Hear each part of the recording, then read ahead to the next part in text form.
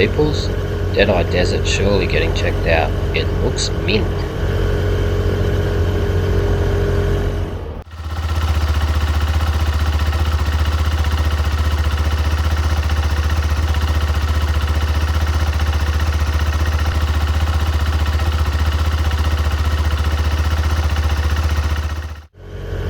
It's a coolish morning. I can feel a bit of airflow through the jacket. Wasn't expecting that as it feels so solid and weighty.